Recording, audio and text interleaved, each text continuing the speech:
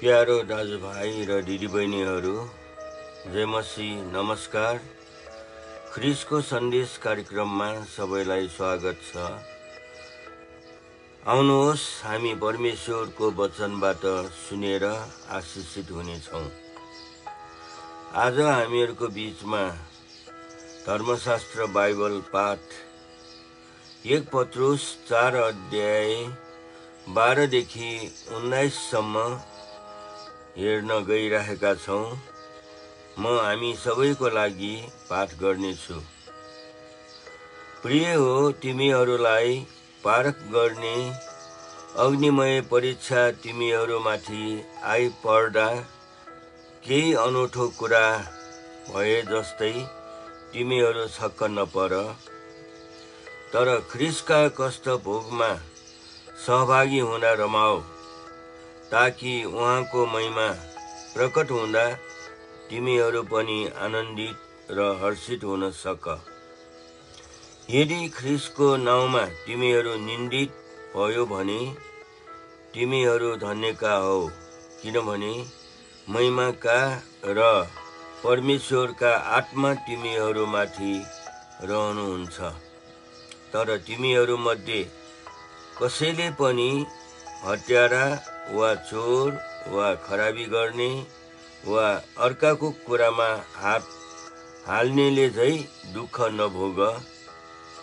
तर कसैले क्रिस्चियन भएको कारण दुःख भोग्दछ भने त उसले लाज नमानोस्, तर त्यही नाउँमा उसले परमेश्वरलाई महिमा दियोस्।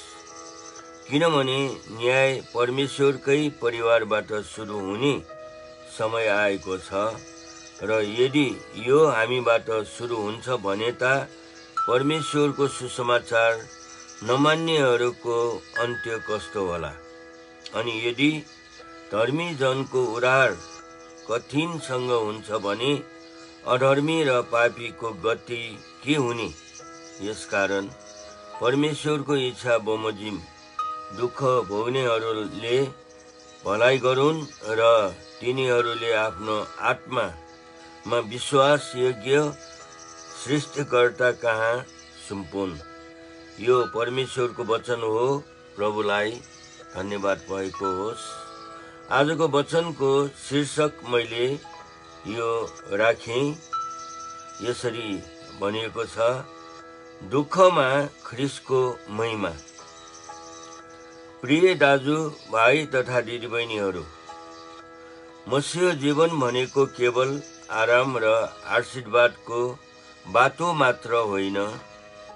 कहिलेकाहीँ यो दुःख, गाह्रो र तिरस्कारको बाटो पनि हुन सक्छ।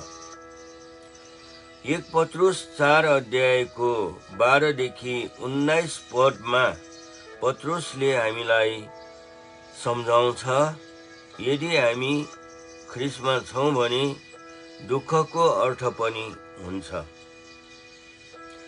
दुःख अचम्म होइन, तयारी हो। पद 12 मा भन्नुभएको छ, प्रिय हो, तिमीहरू आफैलाई परीक्षामा परे झै गरेर अचम्म नमानोस्।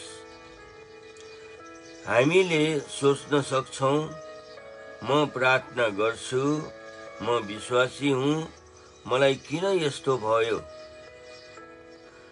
तर परमेश्वरले हामीलाई परीक्षा मार्फत बलियो बनाउन सक्नुहुन्छ।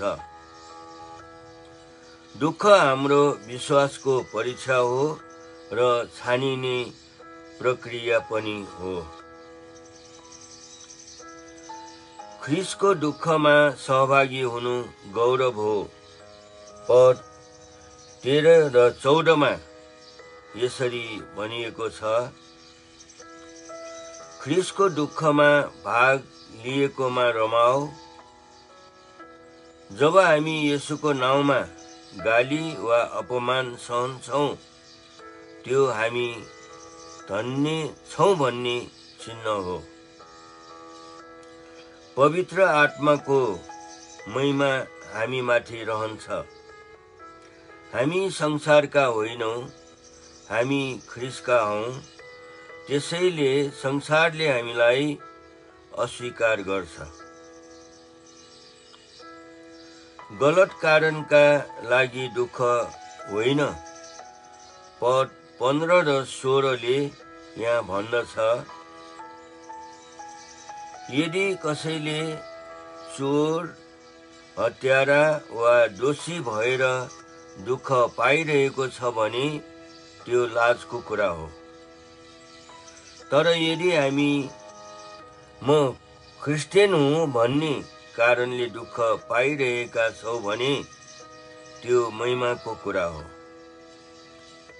हामीले लाज मान्नु हुँदैन, परमेश्वरलाई महिमा दिनुपर्छ। आत्मालाई परमेश्वरलाई सुम्पौं। पद 19मा यसरी लेखिएको छ, विश्वासयोग्य सृष्टिकर्तालाई आत्मालाई सुम्पिएर असल कामका लागि रहौं। हामी जीवनमा गाह्रो सामना गर्दा डराउने होइन, परमेश्वरलाई विश्वास गर्नु पर्छ। हाम्रो आत्मा उहाँको हो। हामीले समर्पण गर्नुपर्छ र निरन्तर असल काममा लागिरहनु पर्छ। अन्तमा दुःख आएको छ भन्ने अचम्म नमानौं। ख्रीष्टको निम्ति दुःख पाउनु गौरवको कुरा हो। हाम्रो जीवनको हरेक सङ्घर्षमा परमेश्वरको महिमा होस्। आत्मालाई उहाँमा सुम्पौं र धैर्यपूर्वक अगाडि बढौं।